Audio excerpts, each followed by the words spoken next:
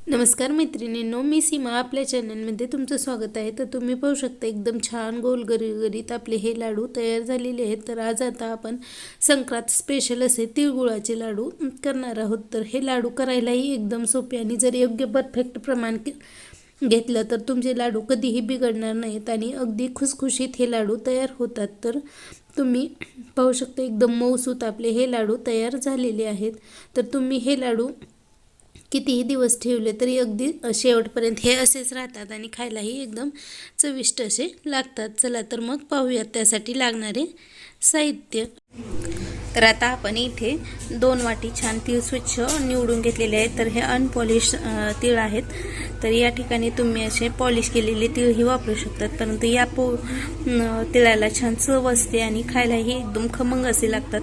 त्यामुळे हे असे 2 वाटी मी तीळ घेतलेले आहे. तर इथे आपण 2 वाटी तीळ घेतलेत, त्यामुळे इथे 2 वाटी गूळ घेतलेला आहे. तर हा गूळ असा छान बारीक किसून घेतलेला आहे.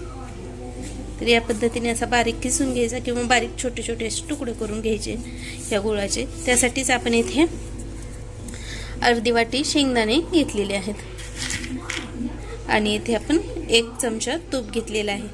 तर यामुळे काय होतं की तुपामुळे एकदम छान अशी लाडूला आपल्या चकाकी येते आणि आपले लाडू हे एकदम छान असे तयार होतात. चला तर मग आता लाडू करूयात. तर त्यासाठी इथे आपण पॅन गरम करून घेतलेला आहे. तर आपल्याला इथे जाड बुडाचा पॅन जो असतो तो घ्यायचा आहे किंवा कढई इथे आपण घेऊ शकतो. तर त्या सुरुवातीला आपण इथे शेंगदाणे भाजून घेणार आहोत. तर शेंगदाणे भाजत असताना गॅसची फ्लेम ही लो ठेवायची आहे आणि लो फ्लेमवरतीच आपल्याला हे शेंगदाणे छान भाजून घ्यायचे आहेत. अगदी त्याचे साल असतात ते तर असे तडकेपर्यंत आपल्याला हे शेंगदाणे छान भाजून घ्यायचे आहेत. जर गॅसची फ्लेम मोठी ठेवली आणि त्यावरती शेंगदाणे भाजले गेले तर ते शेंगदाणे वरतून भाजले जातात आणि आतून कच्चे राहतात आणि त्यामुळे गोडाच्या पदार्थामध्ये जर हे शेंगदाणे असे घातले तर ते त्यानंतर थोड्या दिवसानंतर त्या पदार्थाचा असा वास येऊ लागतो शेंगदाण्याचा. त्यामुळे लो फ्लेमवरतीच आपल्याला हे शेंगदाणे छान भाजून घ्यायचे आहेत. तर आता आपले हे शेंगदाणे भाजलेले आहेत. आपण एका प्लेटमध्ये हे काढून घेणार आहोत आणि हे आपले छान शेंगदाणे थंड करून आता घ्यायचे आहेत. तर तोपर्यंत आपण इथे आता तीळ भाजून घेणार आहोत. तर आपण यामध्ये तीळ आता घालून घेऊयात. तीळ भाजत असतानाही आपल्याला लो फ्लेमवरतीच तीळ हे छान भाजून घ्यायचे आहेत. गॅसची फ्लेम आपल्याला मोठी करायची नाही आहे. तर लो फ्लेमवरतीच आपल्याला हे तीळ भाजायचे आहेत. तीळ हे हलके असतात आणि जर ते मोठ्या फ्लेमवरती जर भाजले गेले तर ते असे तडतड उडून सगळे सांडतात. त्यामुळे लो फ्लेमवरती छान सुगंध येईपर्यंत याचा आपल्याला आता हे तीळ भाजायचे आहेत. तर तुम्ही पाहू शकता अगदी हे तीळ छान भाजले गेले की असे फुललेही जातात आणि याचा थोडासा कलर चेंज होतो आणि छान घरभर असा सुवासाचा सुगंध दरवळू लागतो. तर त्यावेळेस आपले हे तीळ भाजलेले आहेत असे समजायचे आहेत आणि हे तीळ छान असे तडतडूही लागतात. तर तीळ आपले जितके छान भाजले जातात तेवढे आपल्या लाडूंना चवही चांगली येते. आणि तुम्ही हेच प्रमाण वापरून जर तुम्हाला जास्त लाडू वगैरे बनवायचे असतील तर तुम्ही याच प्रमाणामध्ये तुम्ही मोठ्या भांड्याचा किंवा मोठ्या ह्याचा वापर करून या योग्य प्रमाणात तुम्ही लाडू हे बनवू शकतात. तर तुम्ही पाहू शकता आता आपले तीळ हे छान भाजत आलेले आहेत आणि कलरही थोडासा असा चेंज झालेला आहे. तर अगदी 3 ते 4 मिनटामध्ये आपले हे लो फ्लेमवरती तीळ हे भाजले जातात. तर मस्त असे तीळ भाजलेले आहेत. आता आपण काढून घेऊयात. तर एका ताटामध्ये आता आपण हे तीळ काढून घेतलेले आहेत आणि छान फॅन खाली किंवा तुम्ही असेचही हे तीळ चांगले थंड करून घ्यायचे आहेत. तर तोपर्यंत आपण इथे जे शेंगदाणे आहेत त्याचे साल काढून घेतलेले आहेत आणि असं सपाट बुडाचा एखादा ग्लास किंवा फुलपात्र असते त्याच्या सहाय्याने आपण हे शेंगदाणे आहेत ते असे फक्त दाबून फोडायचे आहेत. तर मिक्सरला बारीक करायचे नाही आहे. तर फक्त आपण हे थोडासा प्रेस करून दाबून याचे एका शेंगदाण्याचे असे 2 ते 3, 4 असे तुकडे होतील या पद्धतीनेच फक्त असे आपल्याला हे बारीक करून घ्यायचे आहेत. त्यामुळे काय होतं की जास्त बारीक केलं तर लाडूमध्ये ते कूट झाल्यासारखं होतं आणि मोठे असले की दाताखाली आल्यानंतर याची चवही चांगली लागते. तर तुम्ही पाहू शकता या पद्धतीने आपल्याला हे शेंगदाणे बारीक करून घ्यायचे आहेत. तर आता आपले हे शेंगदाणे बारीक करून झालेले आहेत.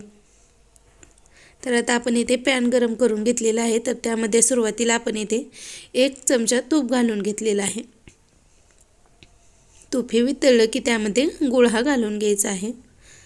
गूळ घातल्यानंतर आपल्याला गॅसची फ्लेम ही मीडियम ठेवायची आहे आणि मीडियम फ्लेमवरती आपल्याला 1 ते 2 मिनिटांमध्ये हा गूळ छान वितळून घ्यायचा आहे। अगदी 1 ते 2 मिनिटात आपला गूळ हा वितळला जातो, तर हा सतत असा हलवत राहायचा आहे आणि आपला गूळ हा वितळून घ्यायचा आहे। तर आपला आता गूळ हा वितळत आलेला आहे। तर आता आपला गूळ हा पूर्णपणे छान वितळला गेलेला आहे। तर आता आपण यामध्ये हे सतत असं हलवत राहून हे वितळलेल्या गुळामध्येच आपण 1 ते 2 चमचे आपण यामध्ये पाणी घालून घेणार आहोत आणि पाणी घातल्यानंतर आपल्याला हे हलवून घ्यायचं आहे। मिक्स केल्यानंतर तुम्ही पाहू शकता आपला गुळ आता हलका असा होऊ लागलेला आहे आणि आता आपल्याला गॅसची फ्लेम ही लो करायची आहे आणि लो फ्लेमवरती आता आपल्याला हा पाक करून घ्यायचा आहे। तर आता आपल्याला हा पाक करण्यासाठी आपण हे गॅसची फ्लेम वाढवायची नाही, तर लो फ्लेमवरतीच आपण हा पाक करायलेलो आहोत। तर त्यामध्ये आता आपल्याला यामध्ये थोडंसं असा फेस आता येऊ लागलेला आहे। तर फेस येऊ लागला की आपला पाक हा तयार होऊ लागलेला आहे असं समजायचं आहे। तर चांगला भरपूर असा फेस आल्यानंतर तुम्ही पाहू शकता अगदी 2 ते 3 मिनिटांनंतरच आपला हा भरपूर आता फेस येऊ लागलेला आहे ना आता आपला पाक हा तयार होत आलेला आहे। तर पाक तयार करण्यासाठी आपण झालेला आहे का नाही हे चेक करण्यासाठी आपण इथे एक प्लेट घ्यायची आहे आणि त्यामध्ये पाणी घेऊन त्यामध्ये आपण हा तयार केलेला गुळाचा पाक यामध्ये घालून घ्यायचा आहे। तर हा पाक घातल्यानंतर यामध्ये याची छान गोळी अशी झाली पाहिजे। तर जास्त कडक गोळी न होता एकदम जेलीसारखी चिवट अशी चिकट अशी गोळी आपल्याला झाली पाहिजे। तर तुम्ही पाहू शकता आपली पाकाची छान अशी गोळी तयार झालेली आहे। मऊ अशी गोळी ही झालेली आहे। तर अशी गोळी मऊ गोळी तयार झाली की आपला पाक हा तयार झालेला आहे असं समजायचं आहे। आणि आता आपण या पाकामध्ये हे तयार केलेले जे शेंगदाणे आहेत ते आणि यामध्ये आता तीळ घालून घेणार आहोत।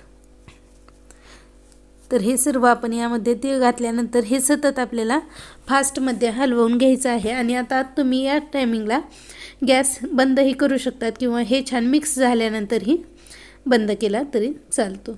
तर आता आपण हे छान मिक्स करून घ्यायचं आहे। तर तुम्ही पाहू शकता याचा छान असा गोळा आता तयार होऊ लागलेला आहे, म्हणजे आपला परफेक्ट आता पाकही तयार झालेला आहे।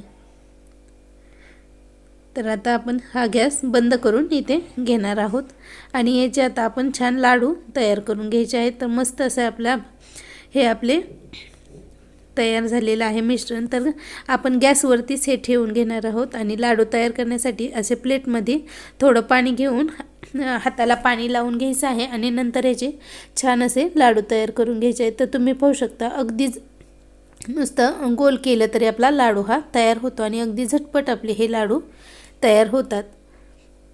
तर तुम्ही पाहू शकता एकदम गोल गरगरीत आपला हा लाडू तयार झालेला आहे। जर तुम्हाला हाताला पोळत असेल तर तुम्ही असं उलतानाच्या साह्याने किंवा चमच्याच्या साह्याने घेऊन तुम्ही असा लाडू याचा बनवू शकता। तर अगदी झटपट आपले हे लाडू तयार होतात।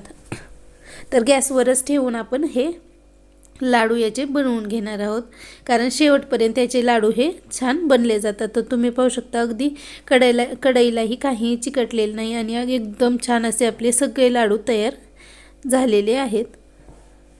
तर मस्त याचे आपले हे लाडू गोल गरगरीत तिळाचे लाडू तयार झालेले आहेत। तर तुम्ही पाहू शकता कलरही एकदम छान आलेला आहे आणि अगदी शेवटपर्यंत आपल्याला याचे लाडू तयार झालेले आहेत। आणि 2 वाटी तिळापासून आपले 30 ते 40 आरामात इथे लाडू तयार झालेले आहेत। तर तुम्ही येथे लाडू लहान मोठे प्रमाणामध्ये याचे थोडे कमी जास्त होऊ शकतात, परंतु एकदम छान असे परफेक्ट आपले हे लाडू तयार झालेले आहे आणि अगदी शेवटपर्यंत मऊसूत आपले हे लाडू तयार होतात। तर तुम्ही पाहू शकता अगदी खुसखुशीत आणि मऊ हे लाडू आपले तयार झालेले आहेत।